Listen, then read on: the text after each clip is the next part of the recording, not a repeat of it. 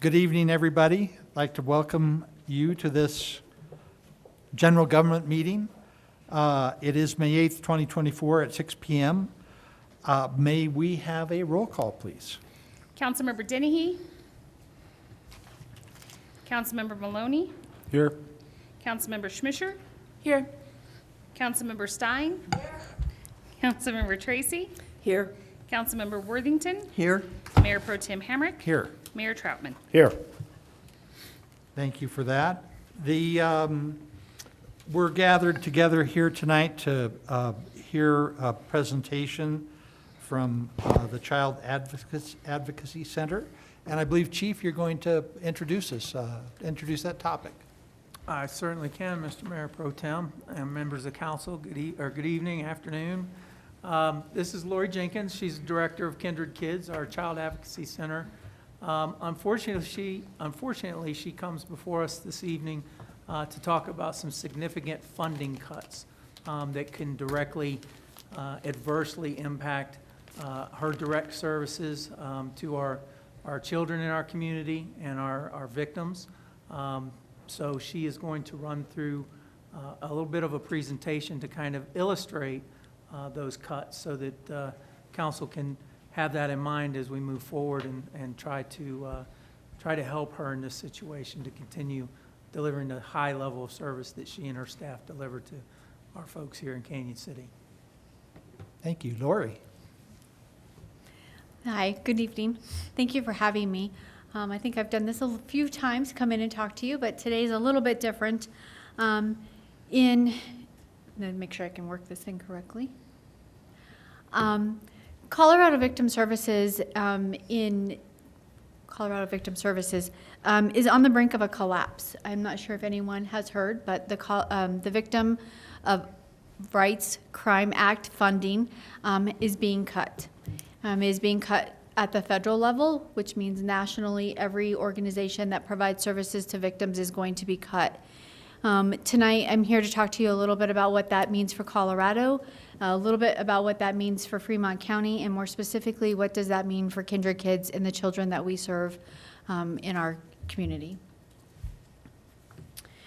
Currently, federal funding cuts will leave Colorado's victims behind. We are expecting, or we are told to expect, a 40 to 50% cut in all federal VOCA funding. I received an email recently after I wrote this, and it is at the 50%. We will not be able to expect anything less than that. In Colorado, there are 200 victim service organizations that receive VOCA funding, and for those 200, VOCA seems to be the primary funding source for victim services and their funding budgets. The estimated number of victims the CAC will not be able to serve statewide, this is a statewide number, is 30%. That's 858 kids statewide that will not receive services, whether that's through a child advocacy center or through some other service provided by a CAC due to those funding cuts. Taking that 858, if you look at the lifetime cost of what it's going to cost communities and Colorado, you're looking at $210,000 per child. And the way that they did this was they looked at what does the mental health cost for a child who does not receive services, what does the recidivism rate, thank you, rate cost the community, what types of things do they lead or go into when they do not get mental health services, they don't have the opportunity to talk about the abuse that they have, or if their abuser does not receive some sort of punishment for what has happened to them. So funding, VOCA funding for the Colorado CACs is $5 million annually. Let me advance this. Statewide, we are looking at an impact of victim services funding. The results of that will be increased in victim service organizations having to fight for additional foundation funding. That's what most of us do as nonprofits. We go out and we look for foundation funding when we can't get federal funding. Well, now you have 200 victim organizations out looking for that exact same funding from those foundations. And through COVID, what happened, a lot of those foundations changed their focus. So they started focusing more on DEI organizations, other types of programs that were not necessarily victim-centered. So those of us that will be looking for those foundation fundings are not going to be able to get them because they've all changed their focus on what they're going to be giving money to.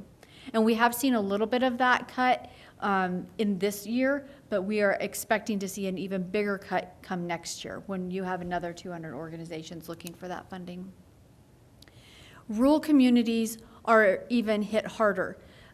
Those nonprofits that are in Denver, they have lots of foundations. If you look at Colorado Resource Guide, there are lots of nonprofits getting funding through foundations through that organization, but there's very few that actually service and fund organizations just in rural counties.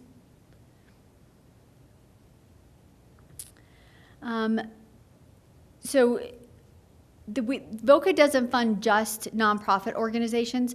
VOCA also funds victim services for law enforcement, the judicial agencies, so our district attorney's office, their advocates also are funded by VOCA. So it isn't just Kindred Kids in our area that's going to be hit. So is Family Crisis, so is the Sheriff's Department, so is the District Attorney's Office, and any other organization in Fremont County who services victims and gets victim funding through VOCA.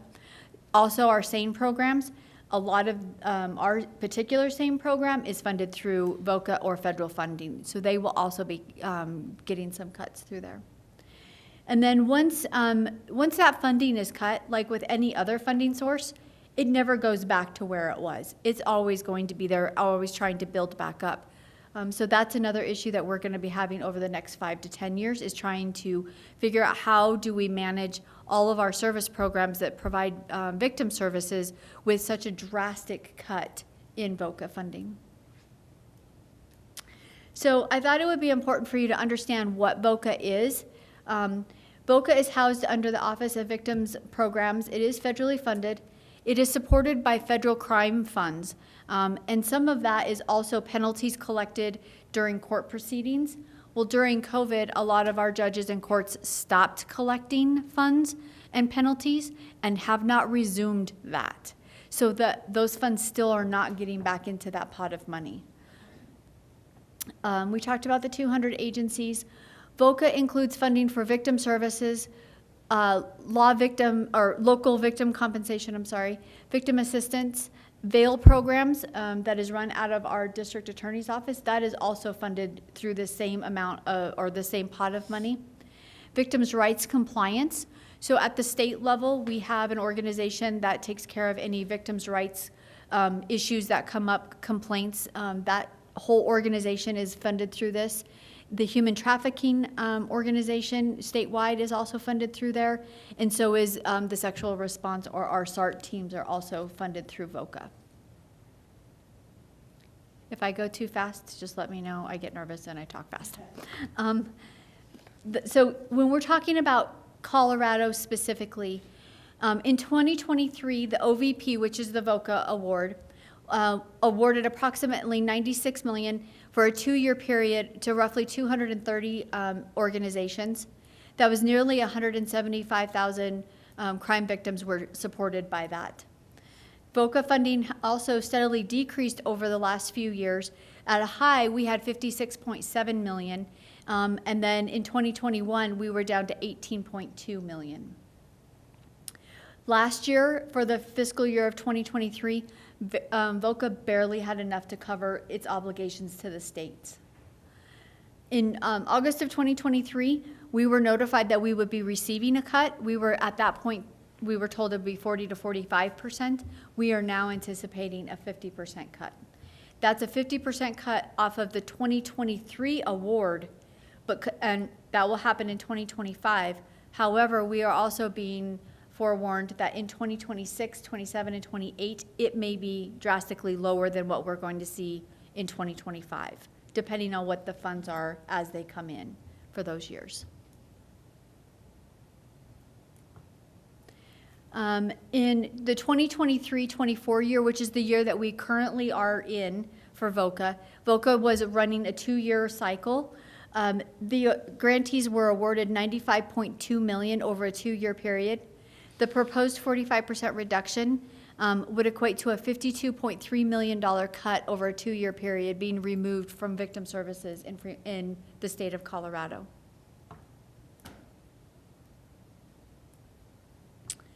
So locally, what does that look like for us? Locally, there are 9 victim service programs in Fremont County: Kindred Kids, the DA's office, Family Crisis, the Sheriff's Department, CASA, and then the last 4 in red are not, they were listed as Fremont County, but I think they just service Fremont County, but they're not really housed in Fremont County. Of all of those 9 programs, 3,858 victims were served. There were 29,518 services provided to those victims, and the top 3 victimizations were domestic violence, adult physical assault, and child physical abuse. Do you mind if we ask questions? Oh, as no, you go please on? do. So does the category of child physical abuse include sexual assault? It does. Thank you. So the Excuse- im- I oh, go ahead. have some questions. Oh, yeah, go ahead. Do I have to ask you? Can you? No, yeah. Is it okay? That's I'm just- not this is used mu- to this is doing that. much more informal. Okay. Wow. When you say services performed, did I miss something? An idea, what are those services performed? Absolutely. And I have a slide coming up, but. Okay. So Kindred Kids has multiple programs, and one of my slides is going to explain what all of our programs are. Okay. But the main programs that we provide are the forensic interview services, the medical services, advocacy services, the direct services program that we provide to Canyon City Police Department. Our new court program is also included in that. Victims' compensation assistance we provide as well. That's also mandated by the state and also by our funders. Okay. So there'd be a slide that would kind of go over that. The other thing, years ago, I sat on a victims assistance board, so to speak, and we granted money to victims. Is that still in existence? Is that something that came out of the court, or I don't Are you talking remember. about the Victims Comp Board? Could be. Okay, so the Victims Comp Board is housed out of the District Attorney's Office. It is funded, I believe, through fines as well, but don't quote me on that because I don't sit on that board, so I'm not quite sure. But that one is specific to if you are a victim, based on whatever the crime is and based on the different types of assistance that they can provide, like mental health, each victim would be given funding out of that to reimburse them for certain expenses that they may have had. Yeah, that's what occurred. Yeah. When you said the courts no longer are collecting these things, is our court collecting anything? Or do you want to answer that or not? Well, I don't know specifically that they are or they're not. I know that they were not during COVID, but I have not seen it pick back up, and I have not heard otherwise. I know on the federal level, that's why our victim funding is so low, is because a lot of those have not been picked back up. It's probably a discussion for some other place. I don't want to go down a rabbit hole. Yeah. But how come? Did the criminals that are getting convicted, or they have less money, or what? I don't mean flippant about it, but why Well, did they quit that? That seems like a pretty I easy think thing to during do. COVID, the explanation was that nobody was working. And so everything was kind of shut down, so they didn't have the funds to pay for their fines. So that is why it kind of stopped and it became a hardship. And I'm just not sure that we ever fully 100% picked that back up. But that would definitely be a court judge question, because I believe it is the judges who can decide whether or not that continues. Okay. And how long have you been in existence? The Kindred Kids since 2018. 2018? Okay, thank you. Quick question. I don't understand, what's the difference between CASA and Kindred Kids? So Kindred Kids is a child advocacy center where we receive our referrals from law enforcement, the DA's office, and DHS. Our sole purpose is to provide advocacy, forensic interviews, and medical to assist in making sure that the children are safe, and that their story can be told once and not multiple times recorded. CASA is, it's like an advocate, but they're appointed through the courts, and they go out and they visit with the families in their home. Actually, they visit the children, I'm sorry. They visit the children in their homes to make sure that they're safe after we've already been involved. So we get involved before CASA does. And unfortunately, not every child gets a CASA. So we have plenty of children who have been abused or neglected who do not get CASAs. They have to have a case open with DHS in order to have a CASA, is my understanding. Okay. So you kind of work together when you can? is Yes. what- Yep, as much as we can, we do. So from my simple way of thinking, the difference is the Child Advocacy Center is more law enforcement oriented, and the CASA, the court-appointed special advocates, are more judicial in nature. That's perhaps a way to think about it. Yes, that'd be great. I should have let you answer that question. Okay, Oh, and just the, never mind, please continue. That's, those are rabbit hole comments. okay. So the impact of to Kindred Kids is that in 2025, we are expected to have a 50% budget cut, which is going to reduce our based budget off of the 2024 grant, resulting in about a $71,000 deficit. For 26 and 27, we are going to be back to a competitive grant. Here's the problem with a competitive grant. I sit on the CVS board, and we all have a few ideas of how this is going to work.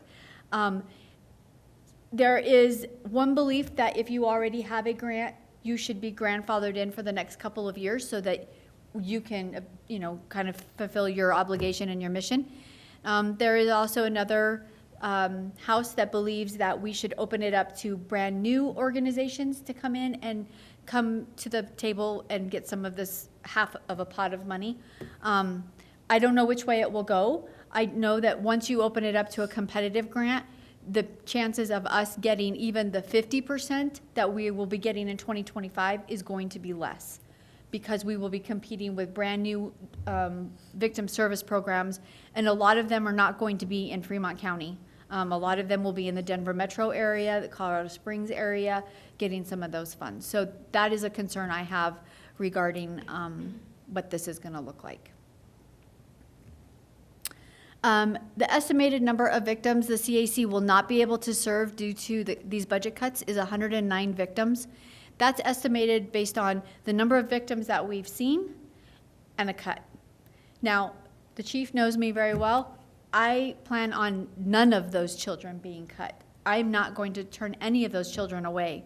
However, that doesn't mean that I will have staff to be able to help me if I have to make severe budget cuts when it comes to staffing issues. I'll work 24/7, but I can't really ask other people to do so. She's not exaggerating. The estimated lifetime cost for Fremont County is $22.8 million if we do not service those 109 children.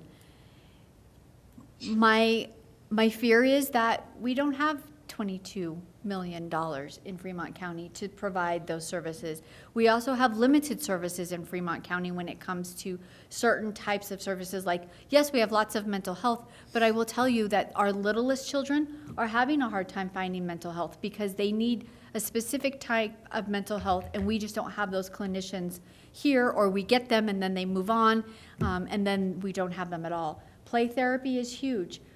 We have only 2 centers right now that are providing play therapy, and based on the numbers I've seen just this month, I did 18 interviews in the last 3 weeks. They don't have the capacity to help 18 small children without putting them on a waiting list that is significantly large. And we want our children to be in getting mental health services as soon as possible so that they can start to process through what is that going to look like down the road and in the future.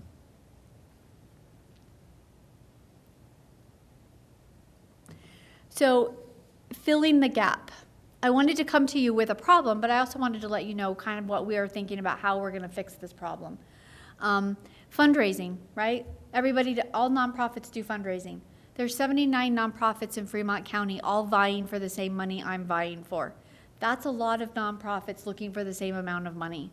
And we do amazing fundraisers. I love my fundraiser, But the reality is that in the summertime, there's a fundraiser every single weekend, and people are gonna have to pick and choose what fundraisers they go to. And we can't change that. And so 10% of or 10 to 15% of our budget comes from fundraising, and we are very frugal. We spend very little to actually host our fundraisers, but even with that, we're not looking at being able to bring in half of what it is that we are gonna be cut. We're also looking at foundation grants, and like I was talking about in the beginning, you're looking at foundation grants, and you have 200 other organizations who are also going to be looking at those those foundations for the exact same thing. And some of them don't fund CAC items anyway. Some of them also do not fund salaries. So it's wonderful when we get foundation grants, but if they don't fund salaries and everything will fund operating, if I have an overabundance of one and not of the other, then I still am stuck trying to make some cuts. The Colorado Children's Alliance, which we were able to qualify for, and we will be able to maintain qualification for because we were accredited through the National Children's Alliance, which was amazing. And that covers 23% of our budget. The nice thing about that is it's not a grant. It is a guarantee. And if we get our way with CCA, they will hopefully be out asking for more money, which will then come our way. It trickles down to us, and we don't have to apply for it, but we do have to maintain accreditation.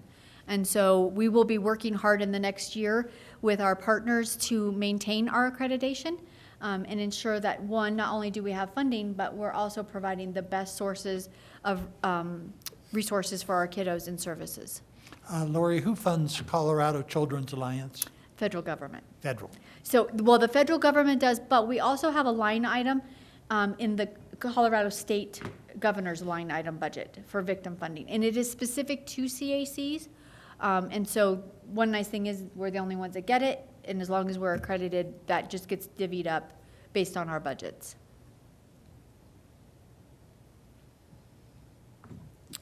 How is this going to impact the proposed cuts to Kindred Kids? We may be forced to cut back on some of our programming.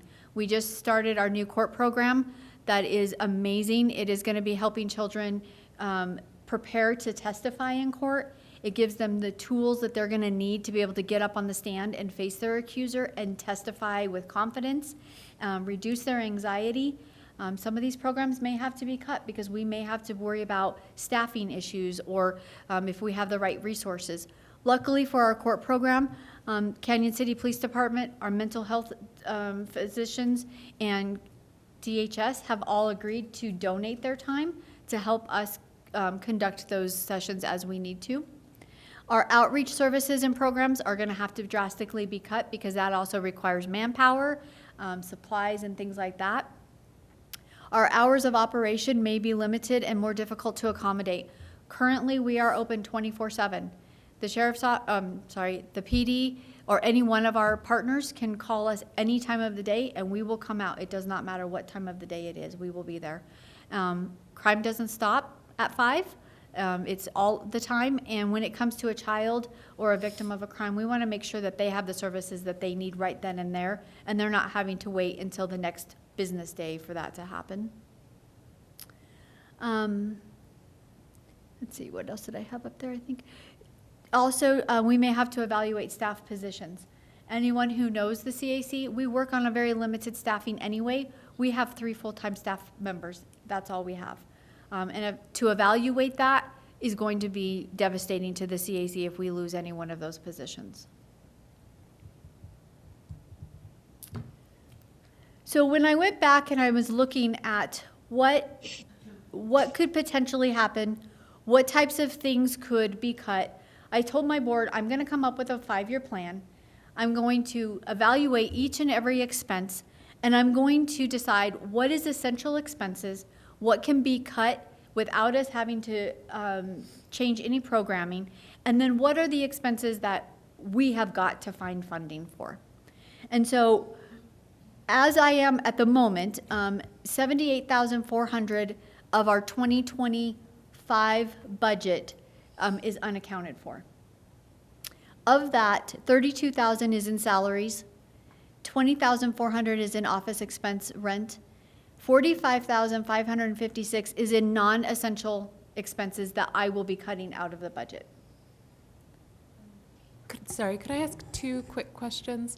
One, I noticed the last bullet that we can read says that one of the non-essential expenses is staff professional development and training required by NCA and our accreditation standards. Would that then mean that your CCA funding would be in jeopardy? If I cannot find in-kind training, yes. Okay. And then my other question is, if memory serves, your office rent is something that you pay to the city of Canyon City because is. you're co-located at the police annex? Yes. And I'm just wondering, Chief Schick or Clerk Foster Owens, do we own that building free and clear, right? We are not currently paying anything other than utilities on it. Is that correct? Cindy's been here longer than I have, but I believe you're correct. I think it was donated, if I remember correctly, but I don't know if there was anything with that, Yeah. with the construction that we've done on it. There's I been don't know. capital No, I think that- expenditures, yeah. capital expenditures. There are, utility expenses. But other than that, really, it's free and clear. And most of the capital expenditures have been on the annex side, the Sure. police annex side. Okay, that's I really remember helpful. correctly. Thank you. And sorry, Lori, just one more question, or Executive Director Jenkins. Not that formal. Is the 20,400 like the total amount of rent that you pay to the city every year? Yes, for Okay. this year. Thank you. Some of the expenses below that we consider to be non-essential are the marketing and outreach materials, the staff board development along with MDT development. And MDT is our multidisciplinary team, which is all of our partners. We are not sanctioned to work without an MDT, if that makes sense. We must work within a system where we have all of our partners at the table at all times. So we could not go out and just take clients on our own. We are required to get those from our law enforcement or our DHS department. Attorney's fees, we don't have a whole lot of attorney's fees luckily. Client snacks and supplies we will be cutting. However, those are some things that I have some programs in the community that donate to us regularly. And so we are hoping that we can count on them to bring us snacks. Every one of our children that come to the CAC get snacks when they are there because many of them come during lunchtime or during dinner time, or unfortunately have not had breakfast or dinner for, in some cases days. So we want to make sure that they go home with some of that plus have it while they're with us. The staff professional development and training, my hope is that CCA, because they understand that all CACs are going to be cut like this, that they're going to be able to pick up some of those required accreditation type trainings, but it would only be the minimum of what we are actually having to do.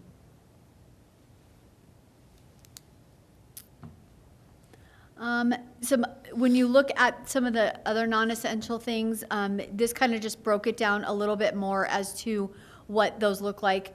The snacks was about $2,000 a year. Our training budget is $10,000 a year. There are 3 of us. We each get 1 conference a year to go to. Our outreach expenses will be reduced down to a minimum of $2,000. Prevention and marketing will be eliminated, and then our professional development will also be cut. So in preparing for this, I decided I needed to come with an ask, and here's my ask. And now that we say this, this is the wrong presentation. That's the wrong slide. I think we pulled up the wrong one, but hold on, I have it here, sorry. What I'm asking for is we have 2 separate programs at the Child Advocacy Center.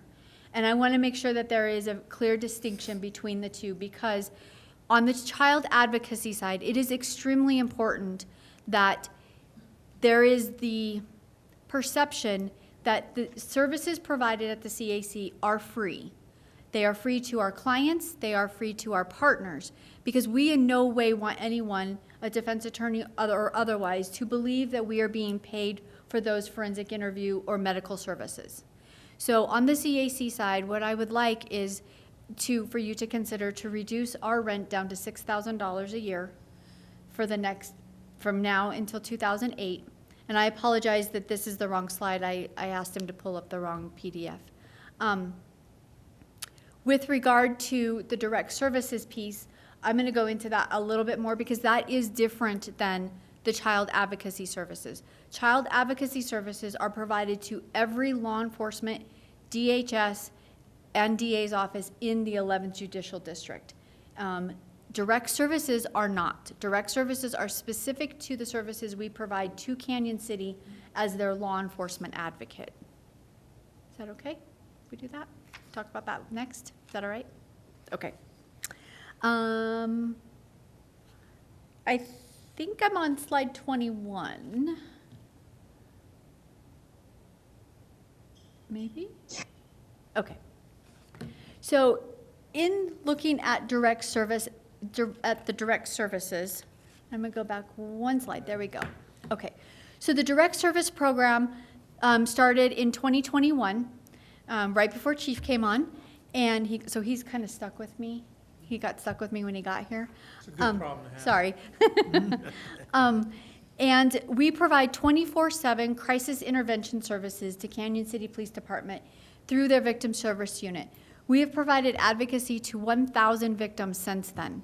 This includes being called out in the middle of the night for domestic violence, sex assault, assault in general, unattended. We have averaged about 318 victims per year in that program, and we have over 200 hours a year in follow-up. My victim advocate who takes care of this program follows up on each of these clients every single week, goes to court with them when they need it, provides assistance with victims' compensation, and attending court hearings. We mail over 300 follow-up letters out every year to make sure that victims know what their rights are and how they can get reports and how they can get in touch with their law enforcement. We also act as that liaison between law enforcement and the victim to ensure that victims are getting the information they need, but they're not calling officers who are off duty 100 times in the middle of the night trying to get an answer. They can reach us 24/7. We also participate in the multidisciplinary team as well when it comes to our direct services. And we also average about 200 referrals each year to mental health for those victims. When I started looking at this program, I went out and I looked to see if Canyon City were to house one victim advocate, one full-time advocate in-house, what would it cost? The average salary around the state is $64,000 a year for an entry-level victim advocate to come in. Then you add your fringe benefits on top of that, which I'm told is low for the city, but I don't know because this was just an average that was given to me.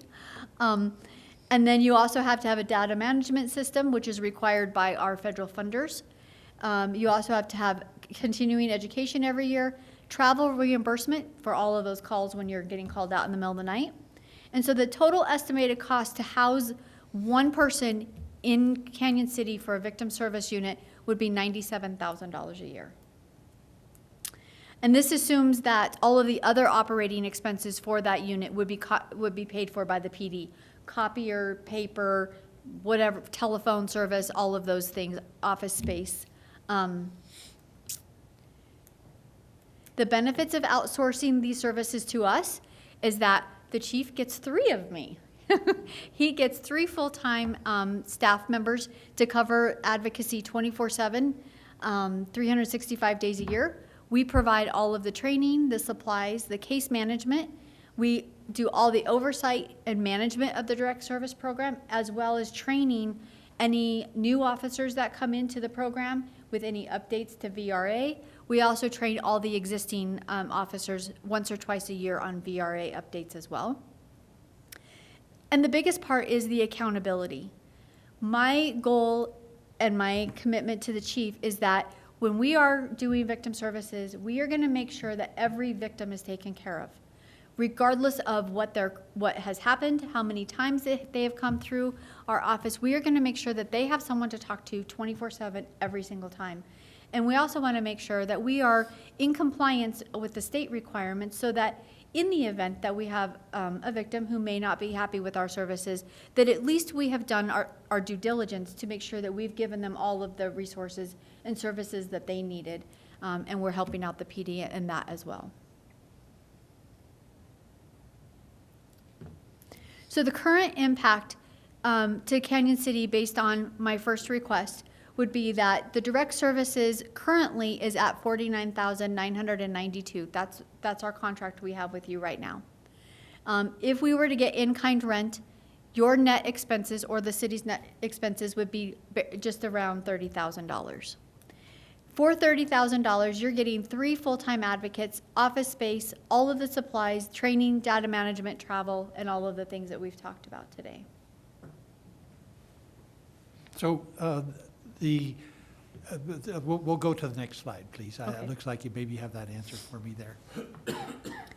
So cost savings currently with CCPD would be $67,000.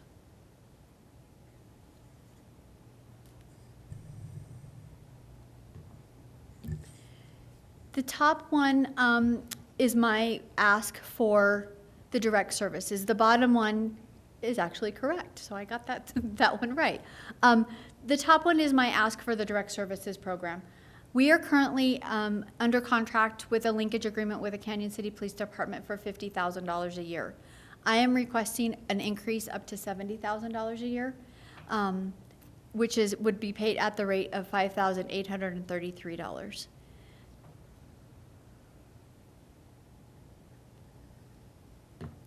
The impact to CCPD and the City of Canyon, based on those proposed increases, would be the direct service expense of $70,000 with the annual rent of $6,000 would be an expense of $64,000 a year. The future impact after 2029, we would increase the rent back up to where it is in 2029, and we would still be at $49,600 as an expense. Could I ask, is your thought that by 2029, other, either VOCA will go back up or other funding sources will come in, or kind of what's making you have that kind of projection? I'm being optimistic. I'm hoping that we, as a country, kind of get things back to where they need to be so that victim services funding is there. I will tell you, Colorado Children's Alliance, along with 2 other organizations, which I'm not allowed to say at this moment, are working on a bill at the state level that would potentially put about $35 million back into victim service funding that would not be associated with VOCA.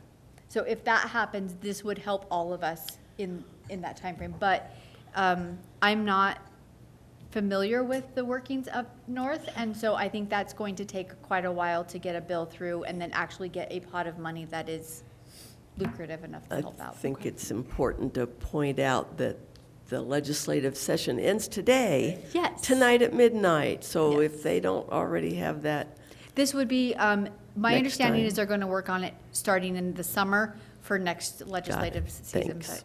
But, yeah. Who feeds you? Is it mostly our police department? Is it hospitals? Is it the sheriff's department? How do you get your victims? Did I miss something in that? I could have, by the way. but I'm No, just- you did not. So our top 5 agencies are the Canyon City Police Department, Custer County, Chaffey County, Florence Police Department, DHS, and Salida.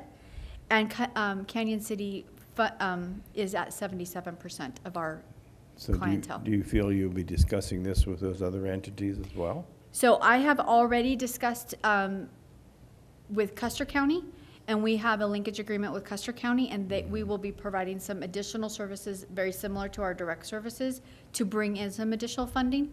The county, we spoke to DHS last year because we knew that some of this was going to be coming. We just didn't know how drastic. And we have a contract with DHS, and they are providing us $10,000 a year for the next 7 years. Okay. I just reminded our clerk, I was mayor at the time when those individuals gave us that building. And yeah, we did do capital improvement for the police force. I'm somewhat surprised that you're being charged rent. I didn't realize that, and I can't believe that we would do that. That's just my opinion. I wouldn't charge that rent, but that's, the rest of the people here have to vote on that. But I guess I'm somewhat shocked. Given that it's an essential service, essential direct service to our police department, I am curious, is there a reason why it's beneficial to you to have that $6,000 a year charged, or is that just trying to not take it down to $1? Yes. Okay. I- I wasn't sure if when Yeah. you're seeking grants or other things, if there's a reason why it's beneficial to have some small amount that is charged. As the executive director, I have tried to be extremely frugal and very financially responsible for our agency. And I never want to ask for something when I can give something back, regardless if that's to the city or that's to other organizations. And I am, at this point, I am able to build in $6,000 into the rent, and I felt that that was fair to ask. I have a question about the, during COVID, some of the fines against the perpetrators that were funding some of this and how it's gone by the wayside. I think that it's really important because the numbers that you showed us about what it costs for each child who's abused, there's some ongoing way that they support when they abuse a child, there should be an ongoing financial commitment, much like child support. And I would actually support that myself if we could, talk to the powers that be, the judicial system. Chief, I don't know. I know that Judge Allen has a hard time because we're such a poor county. A lot of the people that come before him do not have the money for fines, and we have the verbal, I think the verbal thing now where they don't even have to pay anything.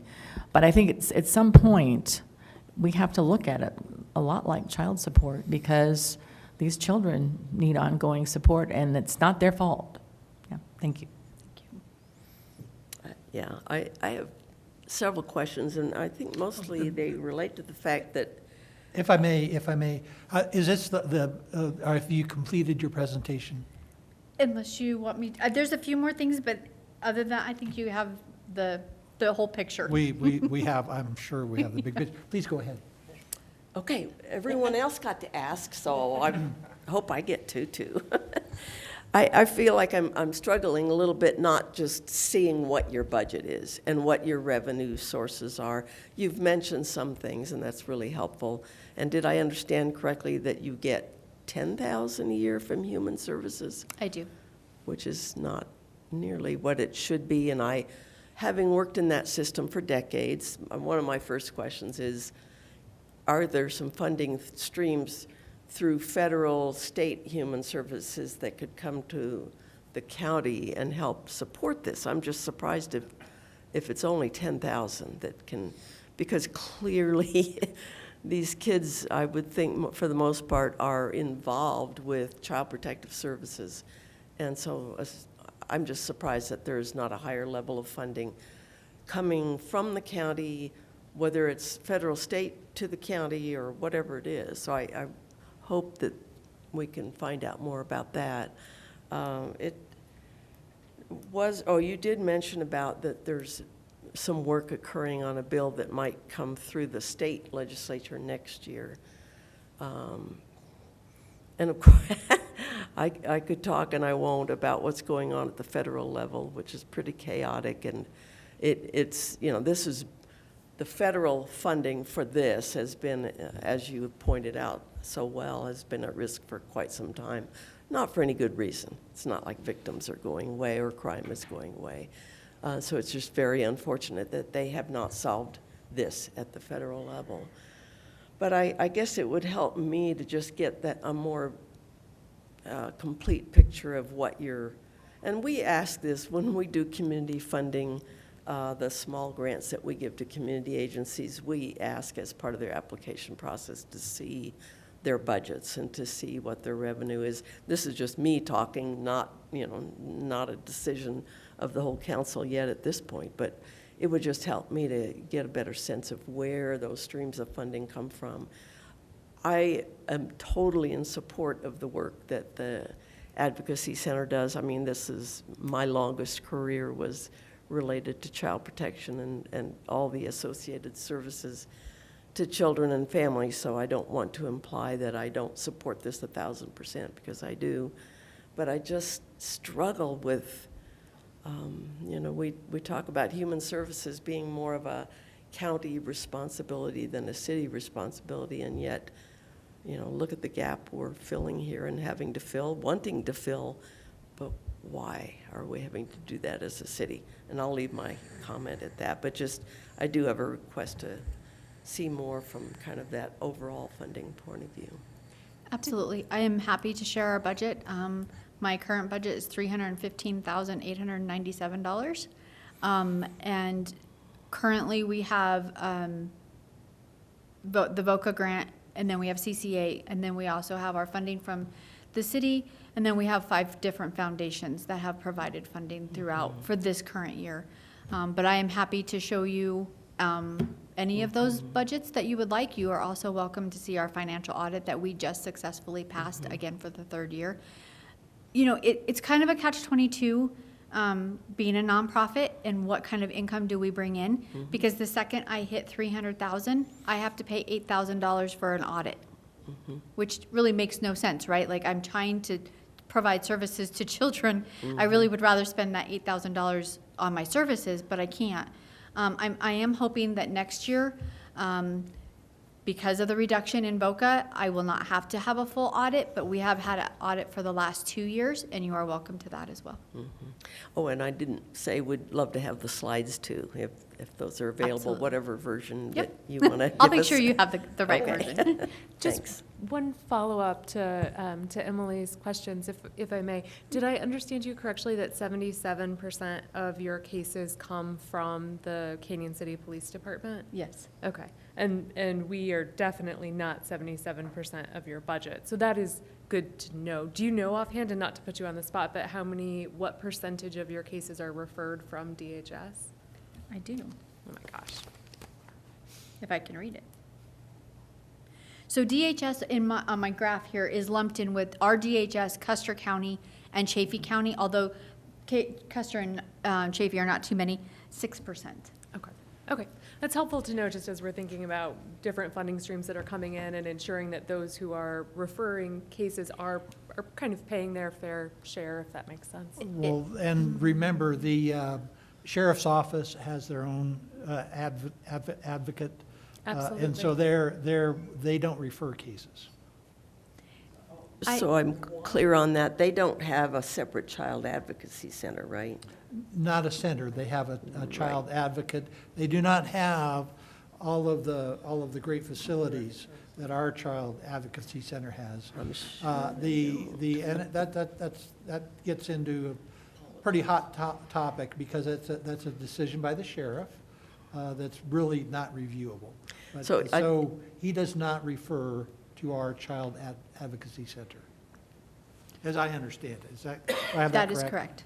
I should also clarify, the 6% is a direct referral from DHS. It is required by our MDT policies and procedures that we have 99% of the time, both entities, a law enforcement and a DHS representative at our facility when we're doing our work. And that is because we are really there to protect the child. We are really not there for investigative purposes, although what we do is investigative, which is why we have law enforcement there. But most of the time, unless we're unable to, for whatever Colorado, statute is, have a DHS caseworker there, we have a DHS caseworker there. So I'm confused now. I'm learning, but I'm confused then. If the sheriff is not participating, if I'm understanding correctly, then is DHS only referring kids who live within the city and not outside? They are not allowed, DHS is not permitted to bring children who live outside of the city to my facility. Help me. Oh, sorry, I just, I okay. wish I had some answer for you. I have really tried to figure that out.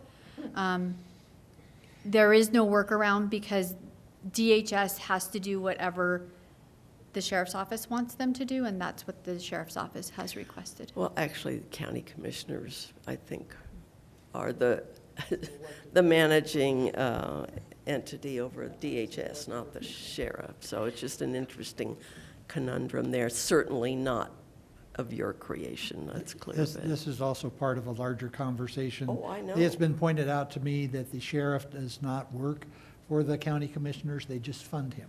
Right, oh, I understand all of how that works, but it's, yeah. Okay?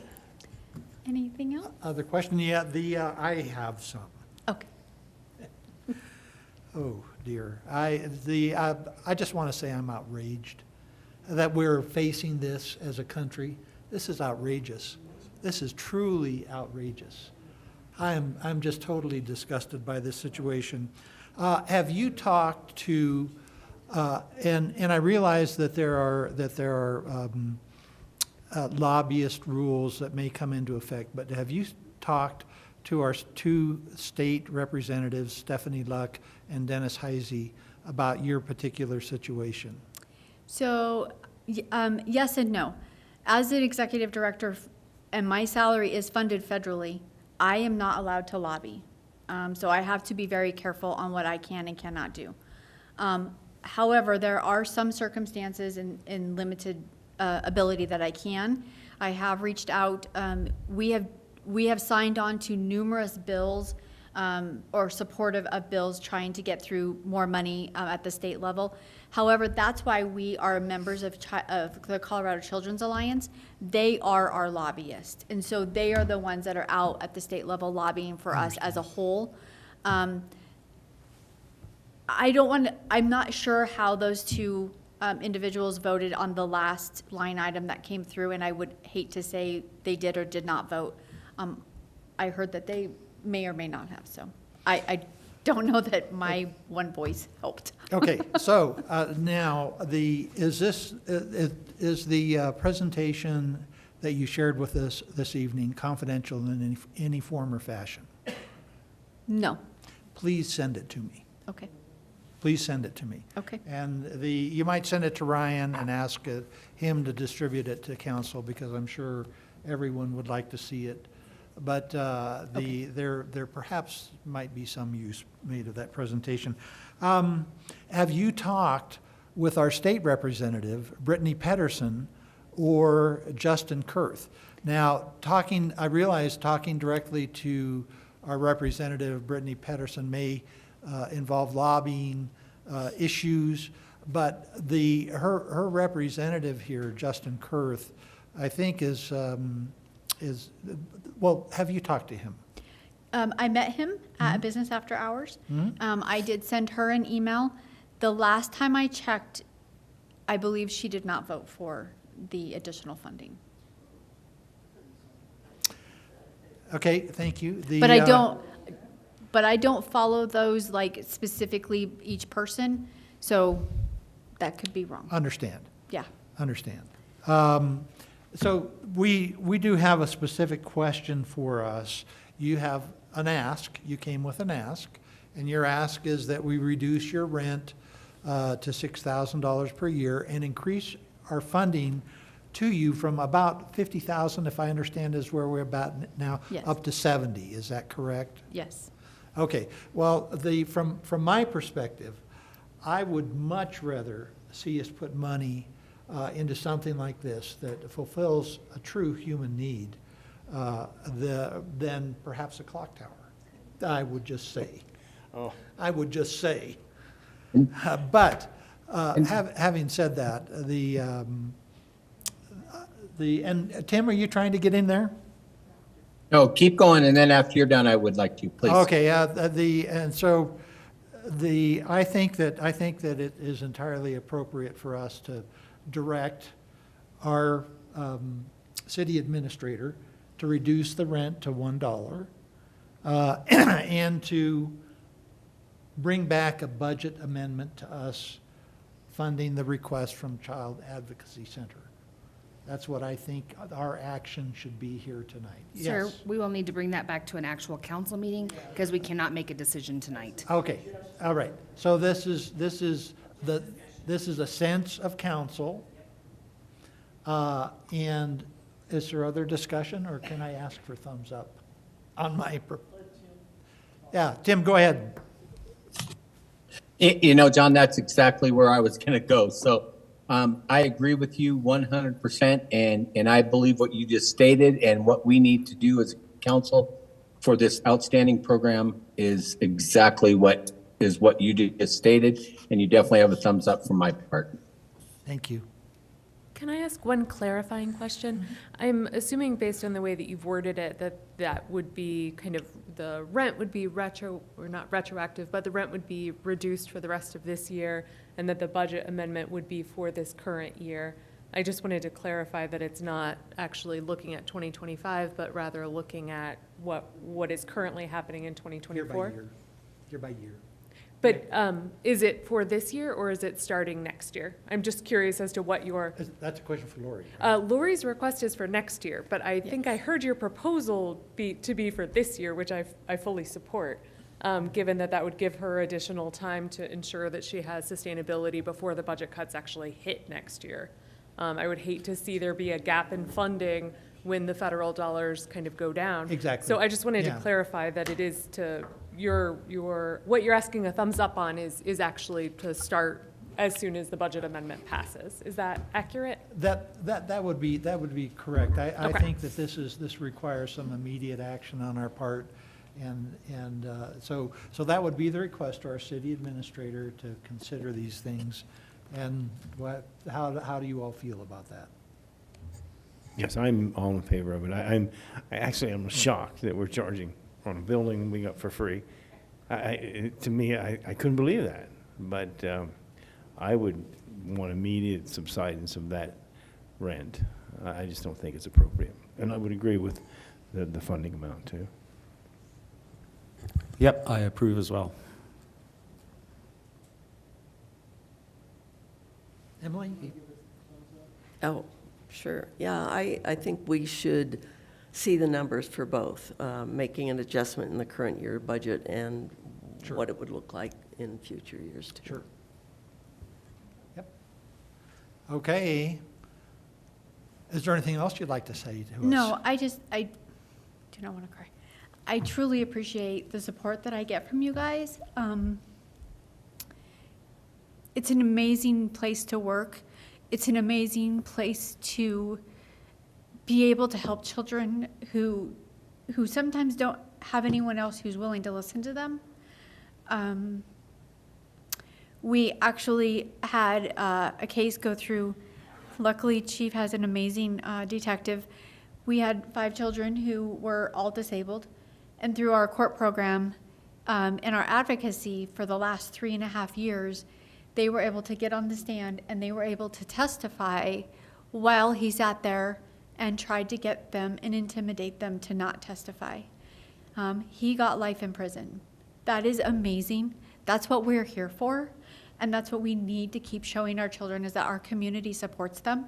And so I appreciate the fact that you all support me and what we're doing. And thank you, Chief, for continuing to support the CAC. Could I have one word? Sure. Before we close? Please. Well, I just want to say I'm absolutely comforted by the fact that this council continues to embrace not only public safety, but victims advocacy, just the general good welfare of this community. And you've expressed that clearly tonight. The significance of what Lori and her team do for us and our community can't be overstated. She is remarkable. Her folks are remarkable. And every victim that comes through our door gets, we have that mantra, service excellence. Lori's a step above that. And the very, very few times when we have a VRA complaint lodged, very quickly the board sees, that we have met and exceeded the state standards each time. and it's really a moot issue. So thank you to Lori, and most of all, thank you for you all continuing to push this forward and supporting our community. Thank you, Chief. I have one Yes. more comment to that. Please.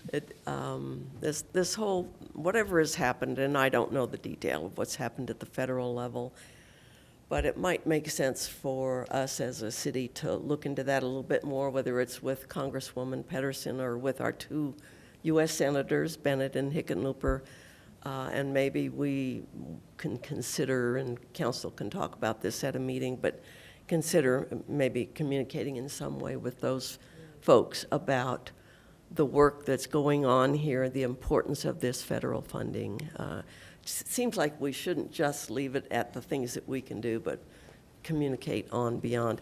And I don't mean to leave out our state legislators either, although I'll just leave it at that.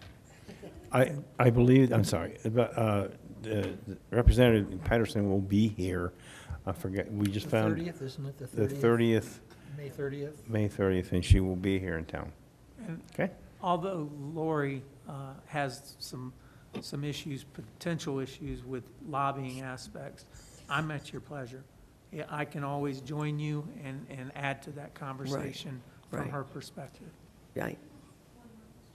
After my somewhat sarcastic comment, if you come, but don't forget the handcuffs. Yes, sir. Just thinking a little bit more about what is kind of more within our scope, I'm assuming very, very few of these cases, if any, would ever go to municipal court. Is that correct? Yeah, I don't believe that, Okay. that they would. That's what I assumed, but I wanted to Yeah, make sure. I would estimate 99% end up in Okay. county court. Thank you. Okay? Any other comments? Then I think we're adjourned. Thank you very much for being here. Thank you.